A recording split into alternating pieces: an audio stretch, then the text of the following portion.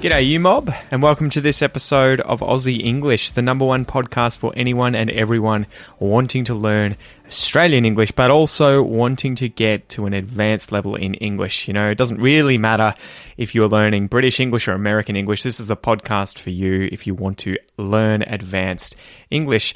Today's interview is a special interview with Dr. Jenny Martin, who is a senior lecturer in science communication from the University of Melbourne. She is on the podcast today to talk all about the importance of science communication, especially from scientists themselves, and how sometimes we scientists, well, generally tend to have a bad reputation for being horrible communicators. So Jenny comes on today. We talk about that. We talk about how she ended up a scientist in the beginning of her career, an academic scientist, and then how she traded that for teaching science communication. We talk about some amazing possums that we have in Australia. She's very passionate about her marsupials, the animals that she studied.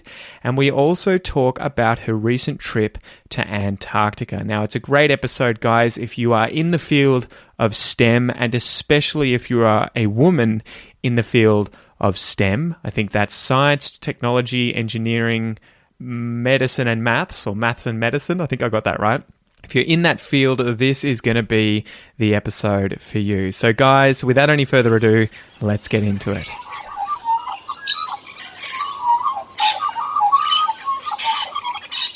G'day guys, welcome to this episode of Aussie English. Today I have Jenny Martin, who was a researcher at Melbourne University, but now you would consider yourself more of a science communicator, right?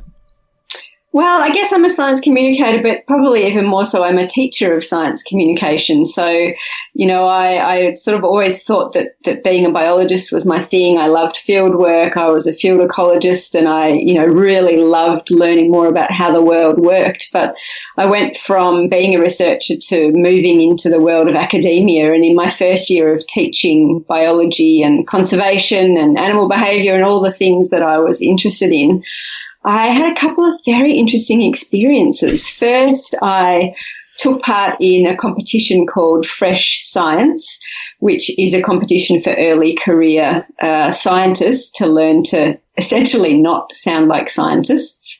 So a whole lot of training to become a better communicator, and going out to schools and going out to pubs. And I really observed how this group of scientists went from being pretty average communicators to, in the space of a few days, becoming just a whole heap better at working out how to talk about their research and how to make it relevant to people. So that was sort of, that's piece of information number one. Scientists can become much better communicators if you give them some training and some feedback. Is that more our fault as scientists than, the rest of the world's fault in terms of our lack of ability in communication? We need to take the onus on ourselves and be like, look, we need to improve. We don't need to wait for others to just learn how to interpret science. Well, look, I think it's really tricky, because is it a scientist's fault that they're not given the opportunity to develop these skills? Yeah. Or is it the fault of the educators who don't recognise that teaching communication is a really important part of becoming an effective scientist? I mean, there's a lot of survey work's been done to ask scientists, how much time do you spend sharing your work with non-scientific audiences, or do you think it's important that you share your work with non-scientific audiences? And generally, most scientists say, yeah, I think it's really important and I'd really like to do more of it. Yeah. And then if you ask the question, well, why don't you? They say, because I'm not sure I know how. I've never really been taught. So that leads me to my kind of second piece of information. So the first piece of information was scientists can get better. But then the second thing was that I looked at the list of what they call graduate attributes for my university. And it said very clearly our students leave with really high-level communication skills. Yeah. So I kind of asking around, so these really important skills, where do we teach them? Where do the students learn them? Because, I knew my colleagues were complaining about the communication just skills. Just acquire them. Yeah.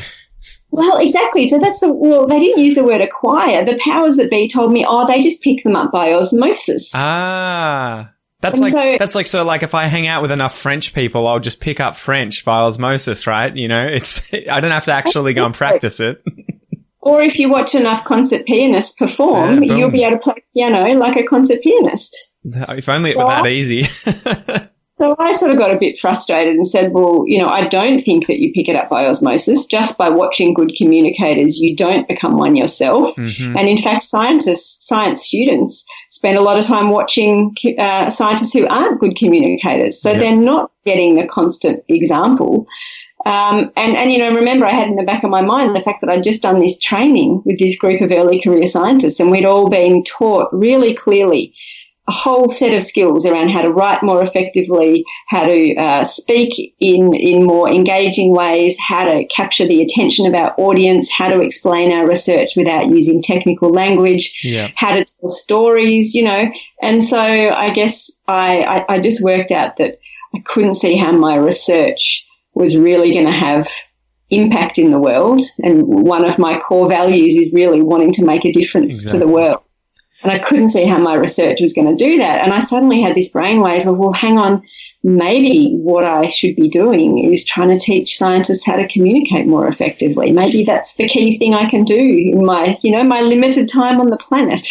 Is part of the difficulty for scientists too that when you start getting into that sort of bubble of being surrounded by other scientists, you are left assuming a lot of other scientists know what you're talking about using really specific terms, and you have these assumptions kind of built in, right? So that you don't have to dumb things down. Is that part of the problem, that you get to a point where you're at the top of your field and everyone that you talk to knows a lot about your work or the field, and so you don't have to practice speaking with people who are learning it, never heard of it before, or are a layman?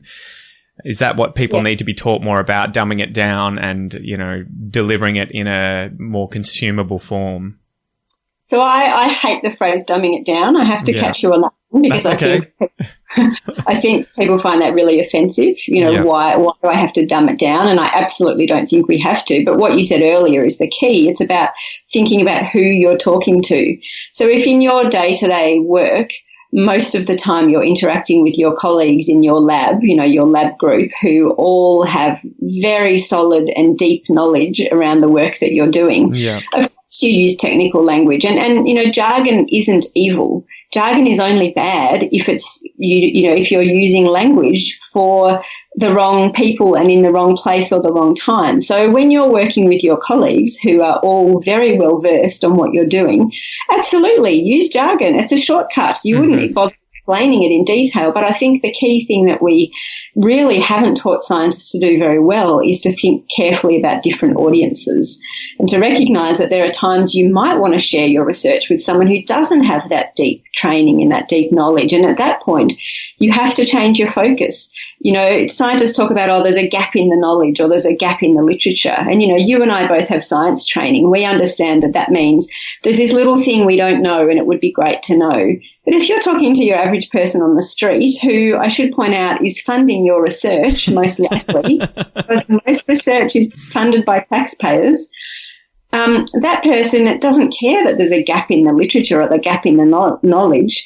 They just want to understand why your research matters. Why do you need to find this out? Why is this a valid thing to spend time and money on? So at that point, you have to take a really big step back and stop talking about gaps in the literature and get back to the basics of why is this important? Why do we care about this? Why does this matter? Why is this justifiable? There is limited money and time on the planet. How can you justify that this is something worth doing? And so I try and teach my students how to be able to answer the question of, well, so what? Who cares? Why does this matter? Why is this important? Is that something that people too kind of want to avoid as scientists? Because I think I remember getting sort of fatigued with having to try and justify myself and my work all the time, just in the grant process and to other scientists, let alone to the public. Mm-hmm. So do you think that a lot of scientists shy away from it, not necessarily because they can't explain it, but because it's just a tiring conversation that they maybe are too lazy to have? Or Look, I think it's a really valid point, and I am so aware of the challenges facing academics and all researchers now. Everyone is so overwhelmed with administrative tasks and so overwhelmed by everything that's going on around them. And, I fundamentally believe that people generally are good people and they're invested in their work because they care about it. But I don't know, is it okay to feel lazy about these things? I think it's a really important point, and I don't ever want to be the person standing up the front lecturing and saying, you have to do this.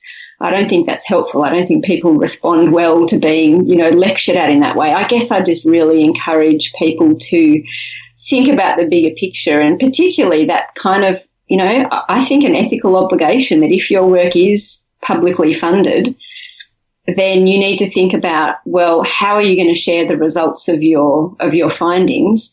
And traditionally, scientists have had, very few kind of metrics that we get judged on. It's, how much grant money do you pull in? Yeah. How many papers have you published? Where have they been published? Have they been published in high-quality journals? And how many people have cited that research? But none of that is relevant to somebody out there who is not in the scientific community, because most papers are behind paywalls. And even if they're not behind a paywall, they're not written in a way that's accessible to someone who hasn't had the luxury of the scientific training that you and I have had.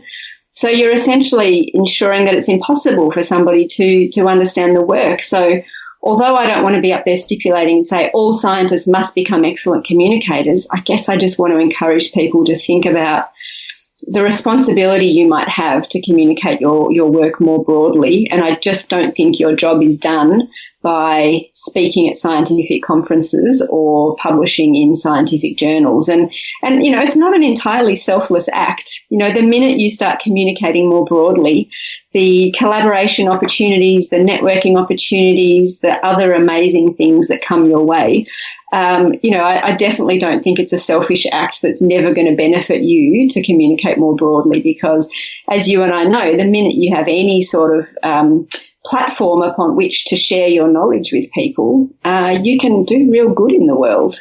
Well, and people are thirsty for it, right? You forget how interested the average person is in science. It's one of those huge things, like you walk into any bookstore and the science section's massive. So it's not like there's a lack of interest in people's work, right?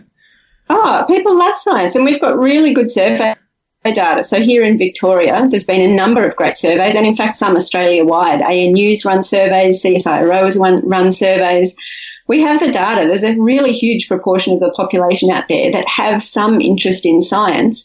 And if you try and find out a little bit more about how often they engage with science, or how much of their time they spend reading science or talking about science, it's really clear that people are hungry for more information. It's just that generally they struggle to find that information presented in a way that they can easily understand. So I feel like it's a real call to action for any scientists out there to hone your skills so that you can give a public talk, or you can go to your kids' primary school, or you can write an opinion piece for the paper, or you can have your own blog, or you can be interacting with people on Twitter.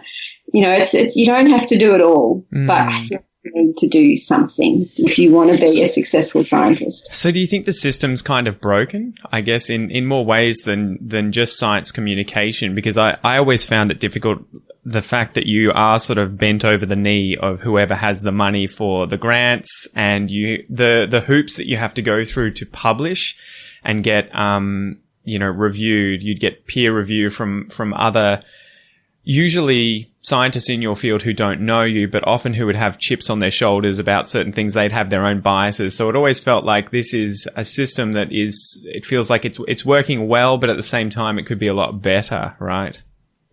I completely agree. Everything you've just said is right. And I think being a scientist today is really hard work. And, people aren't doing it for the money. They're not doing it for the kudos. Well, so what made you become a scientist initially? Can you tell us about your story? Because I know it's an interesting one. I think it was absolutely my upbringing. So I grew up with parents who are both absolute nature lovers as well as really good scientists. My dad formally, my mum informally. So my dad moved to Australia from South Africa to do a PhD here and never left. Met my mum while he was a PhD student, and you'd never pick now that he wasn't Australian. He's been here for a long time, and his research was about frogs. My mum, meanwhile, didn't ever have the opportunity to go to university, unfortunately, but in her own right became a very talented natural historian, photographer. She worked at the museum. She did all sorts of incredible things. And so I grew up just feeling like science was part of everyday life.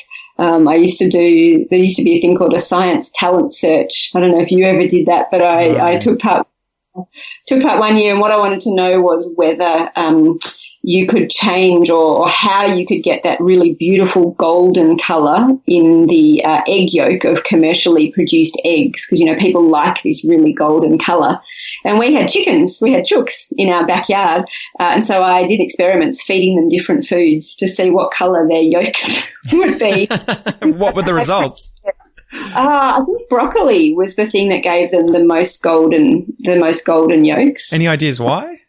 What's unique about broccoli? I don't know. There must be something in the compounds of broccoli. But, I tested all sorts of different foods. And, so I guess my point there is, A, I was a nerd very much, but B, science was completely normal for me. And, my dad going on field trips and discovering new species of frog and writing books, and mum doing all sorts of fun experiments with us at home, that was very normal. And I guess I grew up with this really strong sense that I wanted animals to have more of a voice. It always struck me as really somehow unjust that humanity was taking over the planet and that we didn't understand enough about nature. Little did I know really at that back then how badly we were taking over the planet and what we were doing to it.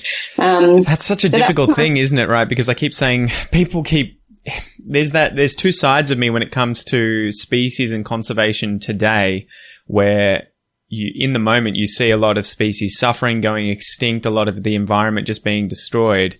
And you do hear people saying, well, humans are the worst thing ever. We need to get rid of them and just let animals exist. But without humans existing, it's kind of like the tree falling in the forest. If no one's there, is anyone going to hear it? There's no one to appreciate the animals, right?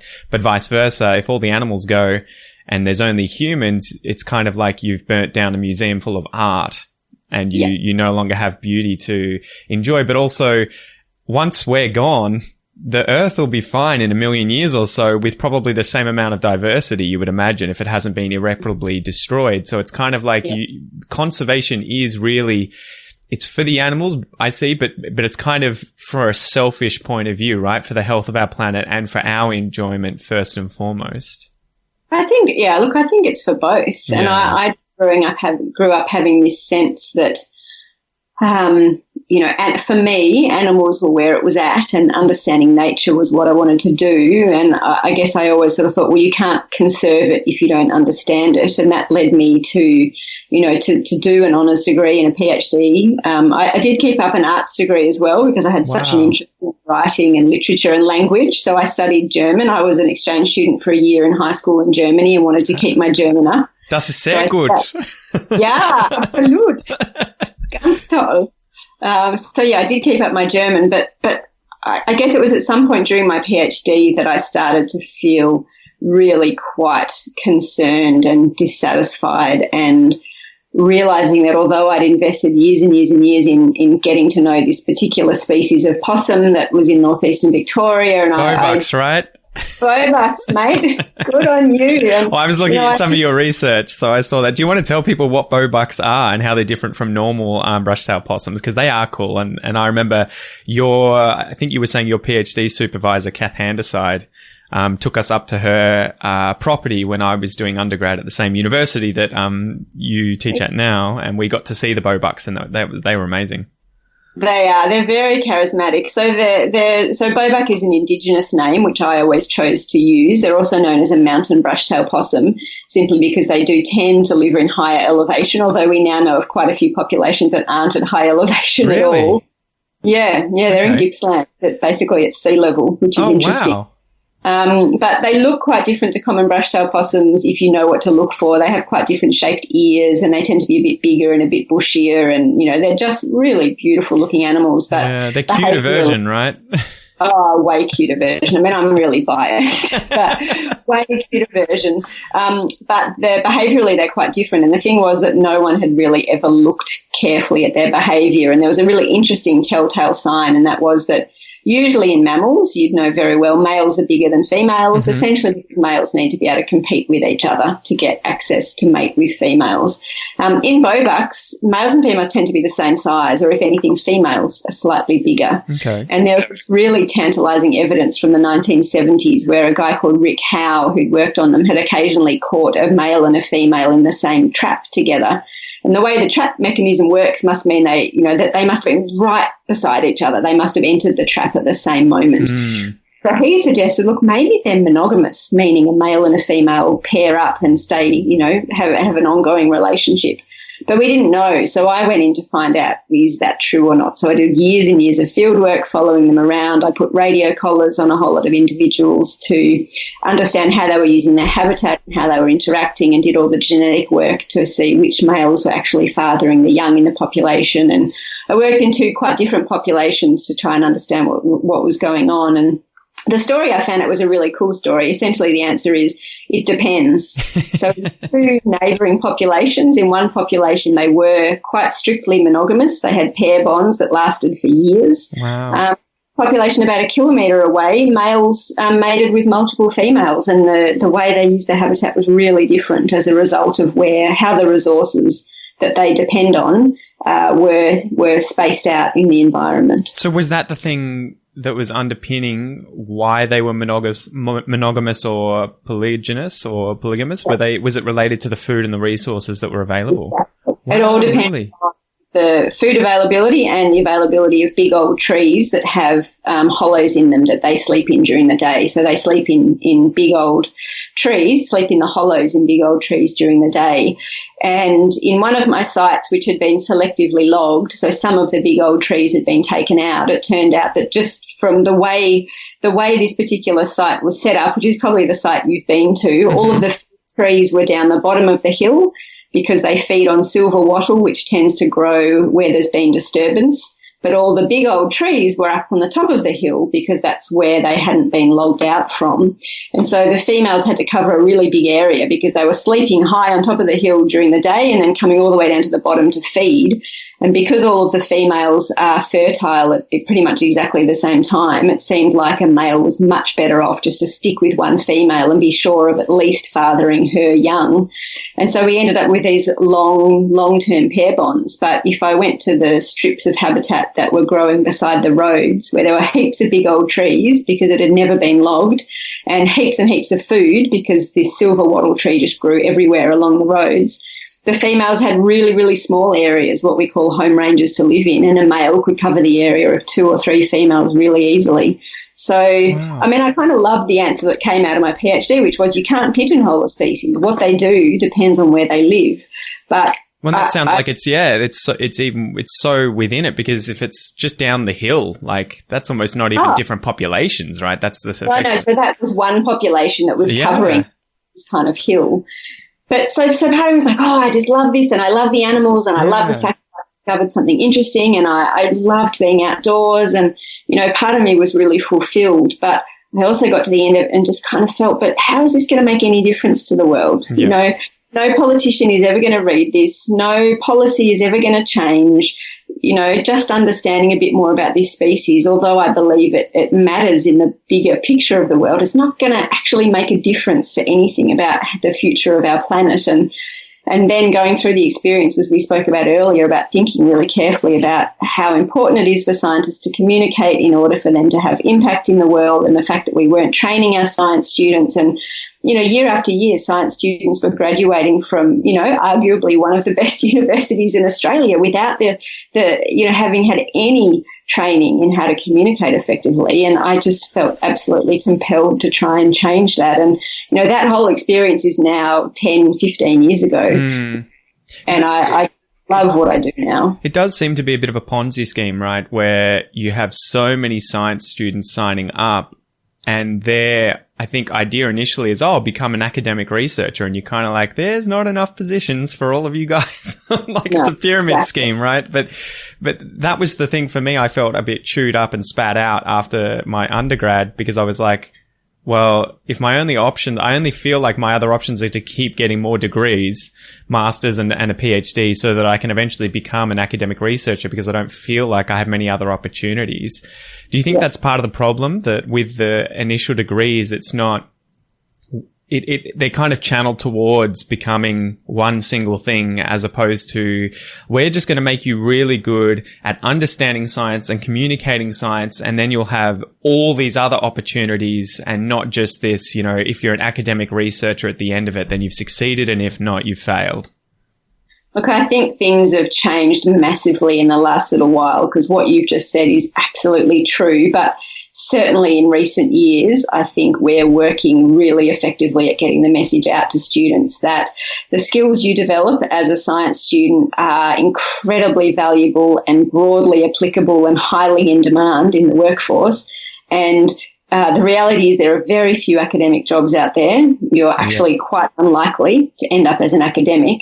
But that doesn't mean that the skills you're developing aren't applicable in so many other places. And the message that I bring to that narrative is, and if you're going to go out in the world and work in any number of these other areas, maybe you're going to end up in teaching, maybe you're going to be a consultant, maybe you're going to be in government, maybe you're going to be in clinical work, maybe you're going to be in any number of different industries.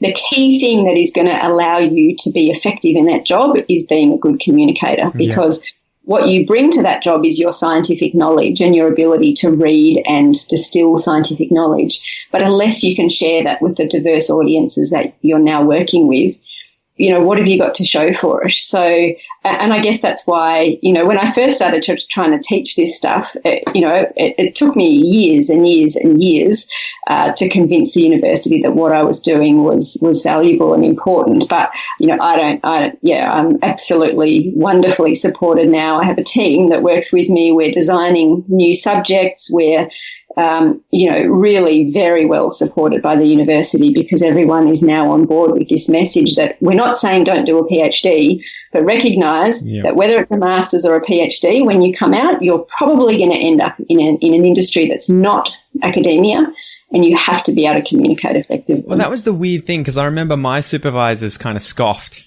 towards the end of my PhD when I told them I want to do podcasting. I'm probably going to, go and make content and help these people learn English. And I remember it sort of being like that's not a job, or that's but you've studied for 12 years. And I was thinking at the time, I'm like, dude, that's not support. Like, what are you doing?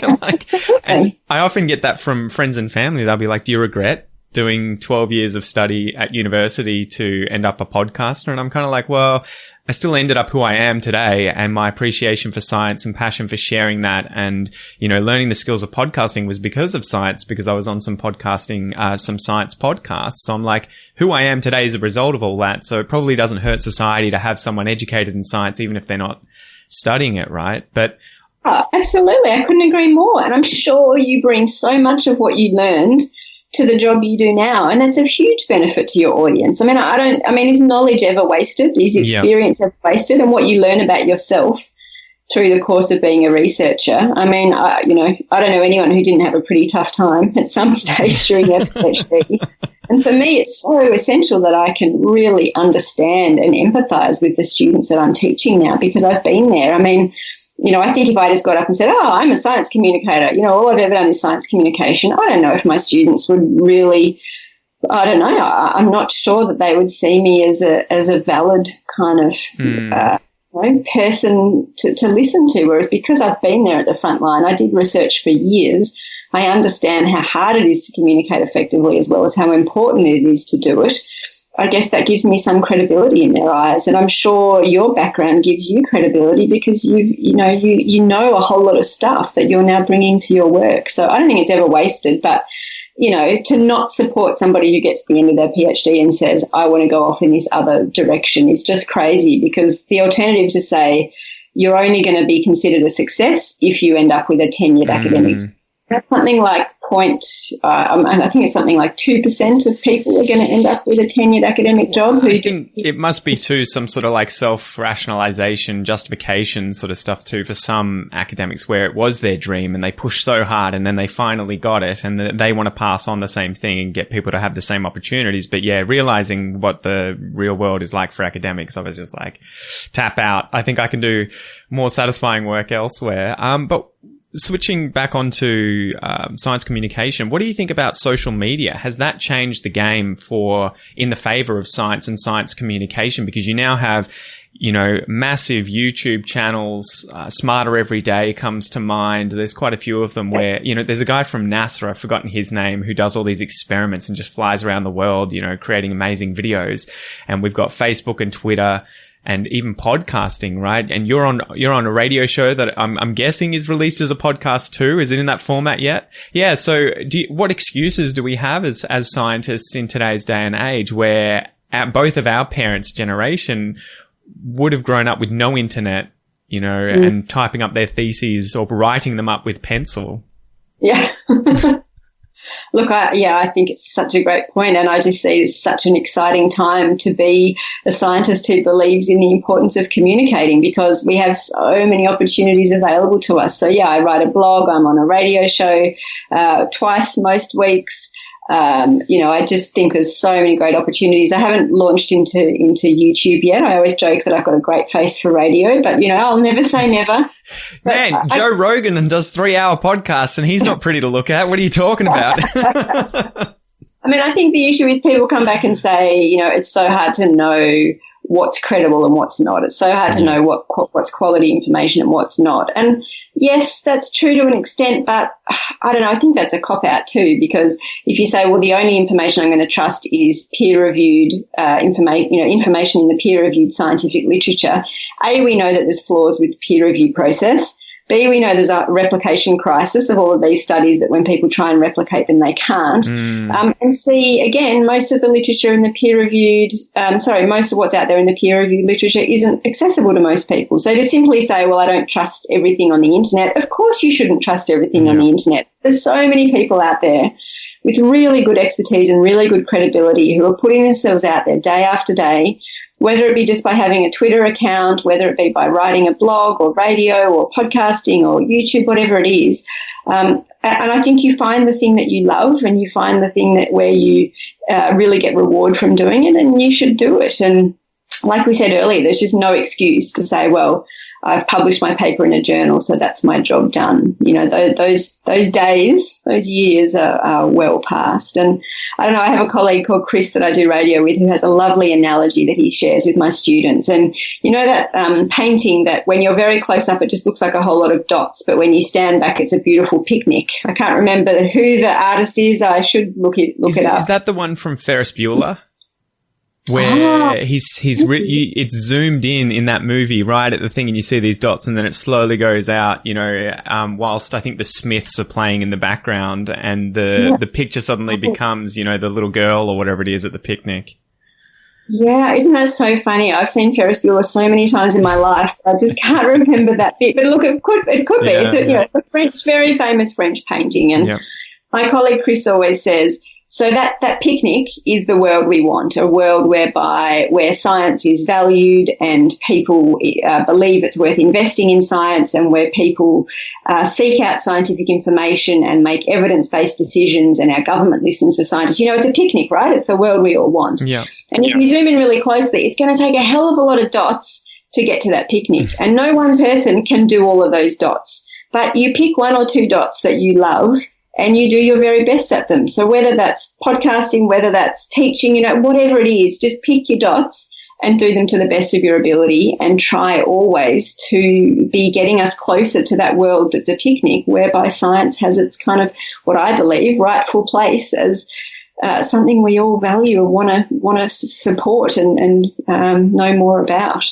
I think it's a lovely analogy because it takes the pressure off that you don't have to try and do everything all at once.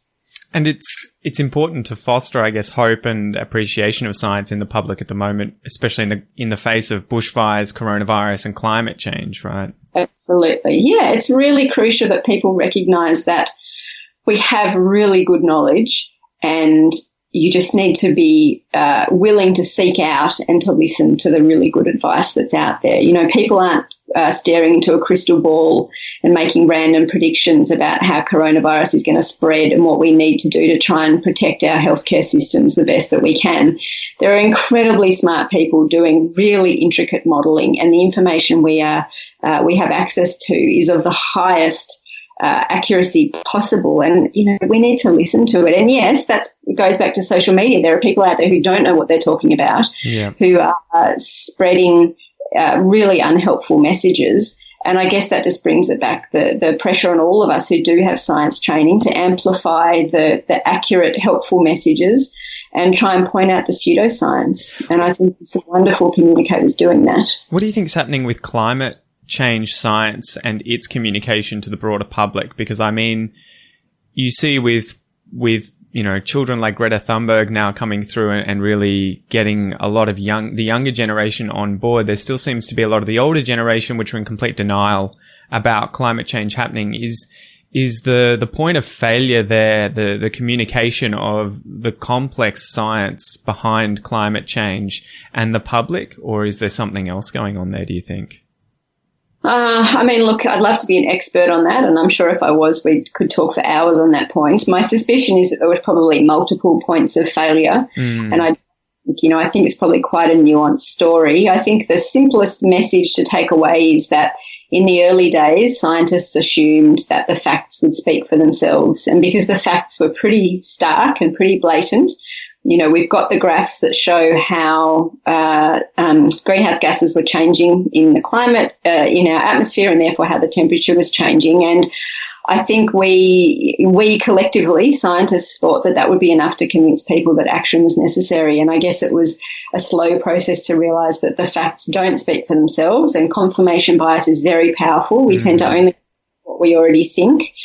And there's been so much misinformation out there. And, you know, a big part of the problem is that there are very, very, very well-resourced lobby groups for whom, you know, it's in their best interest to deny climate change. And, you know, often those groups have a lot more money than the scientific organisations do. So I guess now we're hopefully witnessing this tipping point whereby people like Greta and a whole lot of other incredible activists are understanding now that it's about personal stories, it's about asking people questions about how climate change affects them at a personal level. It's listening really carefully, finding shared values and common ground. It's not standing up there lecturing and telling people you don't have the right to live this way. It's really coming at it from a very different approach. And all the evidence says that one of the very best things that we can all do, other than, you know, making our own changes in our lives in terms of eating less meat and driving less and all those things, one of the other most useful things we can do is simply have more conversations about climate change, because the evidence suggests we actually listen to our family and friends more than we do experts. Yeah. And so people's response then is to say, but I'm not equipped to have those conversations because I don't understand the science well enough. And the research says that you don't actually have to understand the science well to have effective conversations. All you need to get across to people is that there's scientific consensus around climate change, because people still think there's not, because of the whole, like, in the early days of balanced journalism, that you had to present two sides of the story. Yeah. People didn't realise that it was 98% versus 2%, and they got equal airtime. So making sure people understand that, in fact, there is really, really almost, you know, unanimous scientific consensus that climate change is real. Point two, that it's being caused by us. And point three, that you should be worried about it and you need to take action. And that's all you need to get across in a conversation. You don't need to understand or explain the intricacies of what's actually happening in the atmosphere, because people don't need that. They're not that interested in well, that. It's like driving a car, right? I have faith the car's going to work, and I sort of, you know the basics, but I can't repair the engine. Exactly. And I don't need to still know whether or not it's working or how to use it. Yeah, exactly. And I think personal narratives are really, really important. So I was incredibly fortunate that I got to go to Antarctica at the end of last year. I was about to get onto that. Please tell us how that was, because I'm sure there is there's fewer people who become, you know, people that go to Antarctica than there are who become academics, I imagine. So you did well. Well, I mean, I'll come to how it happened in a moment, but I guess for me now, you know, I feel like I've had this unbelievable privilege of seeing Antarctica with my own eyes, and now I'm grappling with, well, how do I live up to that privilege? You know, how can I make a difference in the world? What can I write? Who can I talk to? What can I publish to really share what I've seen firsthand, which is, you know, I've known the science of climate change for a long time, but I've never felt it before. I've never literally wept over it. I've never wept over it. I've never stood there crying before over climate change, which is what happened in Antarctica, because I could just, you know, I could see it. So I was really fortunate to be invited to become part of the faculty, the teaching team for an organisation called Homeward Bound, which is a global leadership initiative, which is basically saying we need more women with a background in STEM, so science, technology, engineering, maths and medicine. Okay. We need more women with that background to become really effective and strategic leaders. So it's not about saying we don't believe men should be in leadership positions. It's simply saying that far fewer women than men get the opportunity to be leaders, and we need to have both voices at the leadership table, because research shows us that women tend to lead quite differently to men. So women tend to be much more collaborative and cooperative in the style with which they lead, and we need more of that. So Fabian Dattner, who it was her idea, she's the founder of Homeward Bound, she literally had a dream one night where she saw this huge group of women in Antarctica, and she woke up and said, well, I need to make this happen. So her idea was, if you can train a whole lot of women with this science background to be more strategic and more visible and more effective leaders, who all have this shared purpose that they want to make the world a better place. So to really lead with a mindset around how can we make our, you know, humanity more sustainable in terms of how we live on the planet, that's going to help things. So Homeward Bound is a 10-year program. This was the 4th voyage. Yep. And it's a 12-month program. So it's basically 11 months of online interacting and lessons and homework, and then it culminates with this month-long journey to Antarctica, where the idea is take the women out of their comfort zones, put them in a really isolated, immersive environment, and allow them to see firsthand what's we all think of as this incredibly pristine environment, but allow them to see firsthand the impacts that climate change is already having on the planet, and then send them off as advocates who don't just think that they need to help, but just deeply feel that they want to go out and make impact in the world. And it's an incredible program. It was a real honour for me to be part of that team who was teaching some of the kind of communication and visibility aspects of the program. What was the journey down there like on the voyage, and how do you think it changed you? I mean, it's so cliche to say it was life-changing. You know, it's just ridiculous, and I feel like I really have to justify that. We ran a session on the ship called Why Antarctica, which was about getting all of the women. So we had 100 women from 34 countries plus 12 faculty from maybe 5 countries. I think I'd have to double-check that, but to really think about, why do we go to Antarctica? How can we justify, if we're meant to be an initiative that's around improving the state of the planet, how can we justify the carbon cost of flying 112 women from around the world to Ushuaia at the bottom of Argentina, and then going on a ship to a place where really we know that, it would be far better to have fewer tourists than we have. So the journey was very much about lots of thinking, lots of talking, lots of reflecting, and the kind of space and quiet that I don't have in my day-to-day life. I work full-time, I do a lot of volunteering, I have small kids. Well, they're not that small anymore, but, primary school-age children. When else have I had the opportunity to really think very deeply about my life? And I don't know, there's something about being on a ship and just looking out across this horizon with icebergs in it that makes you kind of take stock of your life, I think. I just can't imagine the isolation that I would feel there too, thinking just, there's probably less than 1,000 people within 1,000 kilometers of me, right, in all directions. Yeah, and I think, the ships are very careful in maintaining that sense that you're out there alone. I think the reality is that you're not. I mean, not only at the bases down there. I mean, there are some bases that have people on them year round. There are other bases that have people on them just in summer, and we were fortunate enough to visit a couple of bases. But beyond that, there are other tourist ships around. They just very carefully orchestrate it so that when you are in a particular area, ideally you don't see other ships, and occasionally you do. But certainly IATO, which is the legislating body for tourism in Antarctica, they have really wonderfully strict, and I'm so glad they do, rules about how many people can be on land in any particular area at one time. And, you know, there's lots and lots of very careful rules around how to minimise impact on Antarctica. So whether it's true or not, you really do feel like you're in this open space, largely devoid of other people. And I guess because the wildlife is, doesn't seem to have any fear of people at all, it helps you kind of have that imagining that I'm in this incredible place. And I mean, you and I, we're both wildlife biologists at heart, right? And all of a sudden you're seeing penguins and humpback whales and orcas and leopard seals and, and you're meant to stay 5 meters away from a penguin, but there's penguins coming towards you from directions, and you're trying to step back, and then there's an elephant. That'd be a dream. I just feel like, can I just stay here? It's like this all year round, right? It doesn't get any colder.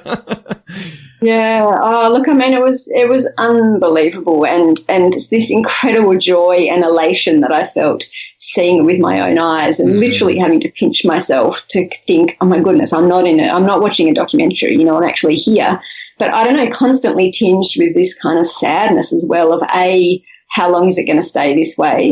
By the time my children are old enough to potentially come here, what will it look like? And B, what have these individual animals done to deserve this? We learned one of the key things that stayed with me was talking about 2 different species of penguin that we saw, Adelie penguins and Gentoo penguins. And Adelie penguins are quite specialist in what they feed on. They really specialise on krill.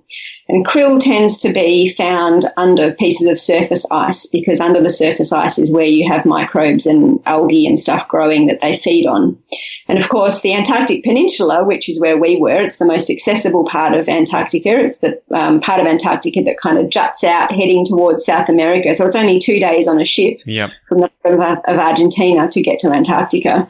That's crazy.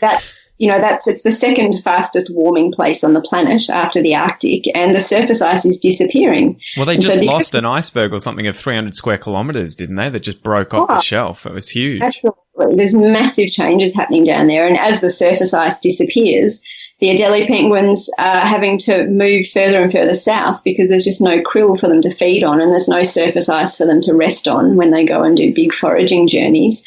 And so, right in front of our eyes, we're being told, see this Gentoo penguin colony, that used to be an Adelie penguin colony, and the Adelie can't cut it here anymore. And I don't know, you can't help but just feel deeply responsible for that. And, the other thing that really, really stayed with me was we're out in a little Zodiac, which is a little inflatable boat, which is how you get from the big ship onto land, because obviously the big ship can't go near land. And so you're in this little inflatable boat, and there's lots of bits of surface ice around you. And the guides, the expedition crew, who were just incredible, who were with us, said, pick up a piece of ice, obviously with your gloves on, because it's pretty chilly. Pick up a piece of ice and listen. And, when you were a kid, you used to pick up a shell and listen to the sound of the ocean inside the shell, or what you were told was the sound of the ocean. And if you pick up a piece of ice, you hear it. It's kind of crackling. It's quite loud. And we sort of said, well, what's making the noise? And it was explained to us that any piece of ice has compressed air bubbles within it. And as the ice melts and those compressed air bubbles come to the surface, they make a kind of cracking sound as the air is released back into the atmosphere. And the really cool thing to know is that depending on how old that piece of ice is, those air bubbles could be thousands and thousands, even hundreds of thousands of years old. So they're essentially time capsules from a pre-atmosphere. And I got really emotional, sort of imagining that I could anthropomorphize, see the human point of view of those air bubbles. And as they're suddenly, reunited with the whole atmosphere, and just imagining them saying, but hang on, what's happened here? This isn't like it was when I left. What's happened to this atmosphere? There's way too much carbon dioxide. Exactly. And I just found it really quite profound thinking about these little tiny, tiny bubbles of air coming back into an atmosphere that was so different from where they left. I don't know. I just find that really quite hard to conceive. Well, I think they say that Antarctica's got like another 5,000 years to melt, but I'm always like, I think we'll surprise you. Humans will surprise you at how good they are at screwing things up. So I hope, I hope it doesn't change that fast or faster than that. we saw the ice melting. We saw ice cliffs collapsing, and all of that is normal. It was summer in Antarctica. I know that icebergs carve off big bits, and I know that during the day when the sun's out, ice melts. It wasn't as though we were seeing something that's completely untoward, but by the same token, I just felt like for the first time I really understood, okay, the air is getting warmer, the ocean is getting warmer. That means that all of this ice I can see is going to melt.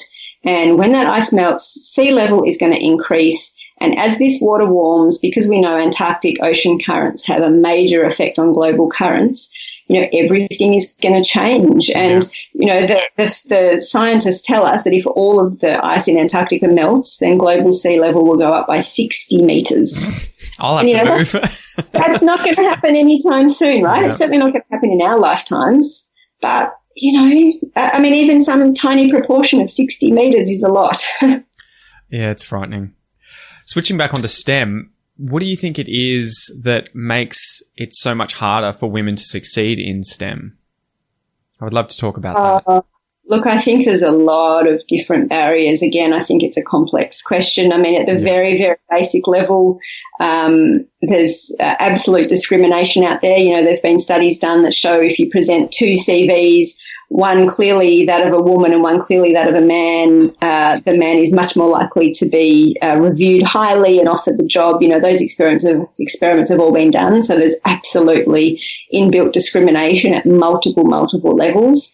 And I think there's, the obvious practicality. I have two kids. I took several years of complete maternity leave. I worked part-time for many years, and I don't regret that for a millisecond. My kids are, more important to me than anything. But it means that I'm, in the 10 years, first 10 years post-PhD, I worked the equivalent of, I think, 3 years full-time in 10 years. So any colleague out there who didn't go off and decide that raising a family was their priority is effectively 7 years ahead of me. Do you think part of the problem is, too, that women, possibly by the feminist movement, have way too much pressure put on them nowadays to succeed in all of these different areas? You need to have a family, you need to have a career, you need to be earning as much as, a male who's never taken time off in the same job as you. Do you think that the problem is that we expect too much of women and we don't expect enough? We expect too much. We're pushing them sort of to try and achieve all of these different things, where maybe we need to be saying to men, it's okay for you to not be obsessed with work and for you to take more time off and be at home with children and allow your wife to go back to work and get that balance a little closer. Absolutely. And, I'm very aware of the fact that my husband is a hugely involved father. But that also comes at a cost, because he's also a full academic and he works incredibly hard and is exhausted all the time. So, look, I think there's so many layers, and I think there's unrealistic expectations on most professional workers these days, probably, if I'm honest. The only profession I know well is probably the only one I can speak of, but I think certainly my profession, the expectations are completely unrealistic on both men and women. Perhaps it's just easier to identify some key pressure points for women that make it even harder. Yeah. And I think, to some extent, we're all also our own worst enemies, not just women, but all of us suffer terribly from imposter syndrome. We're constantly feeling like, we're not good enough. We're waiting for someone to come and tap us on the shoulder and say, you don't belong here. You don't know enough. You're not good enough. And so we tend to impose all of our own barriers. And for whatever reason, the research suggests that women are much more likely to impose those barriers on themselves than men. So the evidence suggests that, if you have a man who's looking at a job advertisement and he reckons he can meet, whatever, I don't know the exact numbers, but some reasonable proportion of the selection criteria, he'll put his hat in the ring and he'll apply for the job. Yeah. A woman at the same stage, unless she feels like she really exceeds expectations at every one of those selection criteria, she won't apply, because perhaps she's been, criticised in the past. She's nervous of how other colleagues will perceive her and judge her. I think it's really complicated. I think the difficulty too is that you have, inherent personality differences between men and women, right? But then we also have societal pressures and cultural pressures. And the thing that irks me is when you have people that believe it's just one of those things. You know, I have plenty of friends who are just like, it's the patriarchy, it's society that are screwing over women and, you know, allowing men to succeed at everything. And I'm like, well, hang on. It could be both society and gender differences. And we need to, you know, it's always a lot more nuanced. What can we do to enable more women to succeed in things like STEM? Look, I think there's heaps of things, and there's some really great programs out there. I mean, Homeward Bound is this amazing initiative I'm super proud to be part of, but then, you know, not everyone is going to have that opportunity to get involved. I think we have to role model women of so many different, you know, we need a true diversity of women represented in leadership. You know, the saying, you can't be what you don't see. Yep. So all these girls out there from all sorts of different language backgrounds and cultural backgrounds, if they don't see women who look like them or sound like them in positions of leadership in science, how can they envisage that that's where they could be? And so, you know, there's so many good initiatives out there. There are great podcasts, there are great books, you know, the Rebel Girls, the Fierce Girls on the ABC.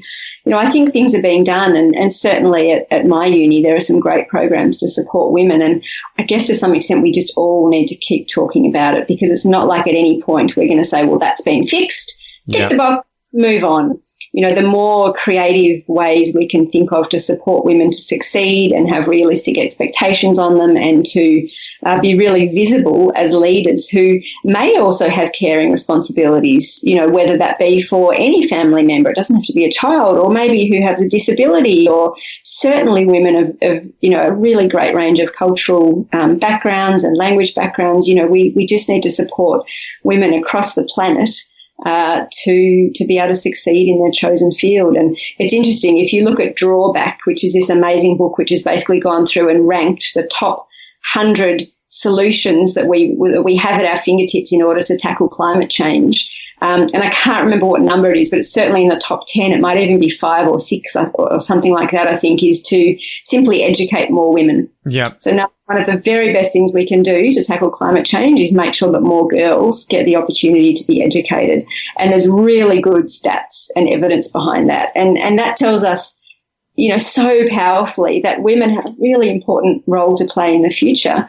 And the fact that, you know, for me, it was relatively easy. I'm white. I live in a Western country. I've had many opportunities given to me.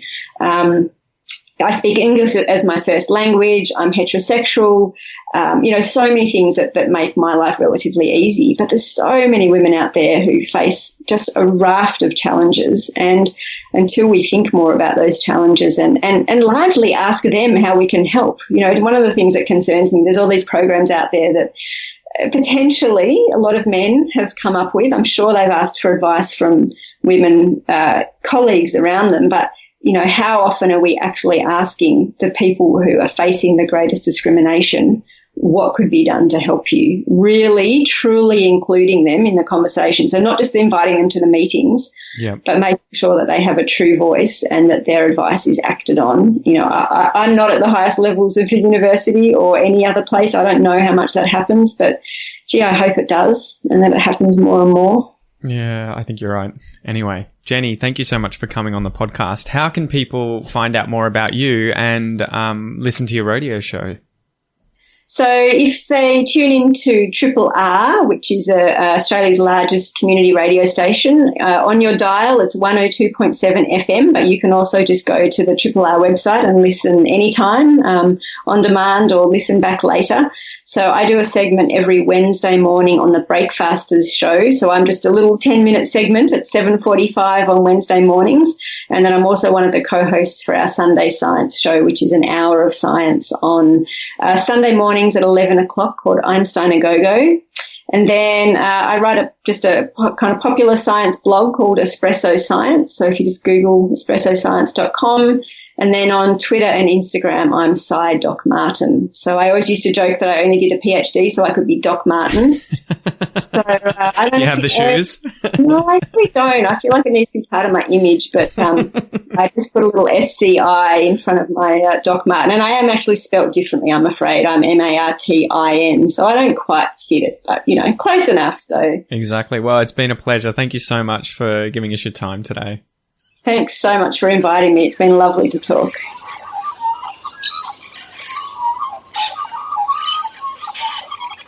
All right, guys, that's it for today. Dr. Jenny Martin, thank you so much once again for coming on the podcast and sharing your knowledge. It was a riveting conversation, and I'm sure that the listeners got a lot out of it. Guys, don't forget to check out all of the links that will be included in this week's episode to find out more about Jenny Martin and what she does in places like her blog, www.espressoscience.com, as well as the different radio shows that she's on the channel 3RRR. Until next time, guys, I hope you have a bloody ripper of a day. See ya.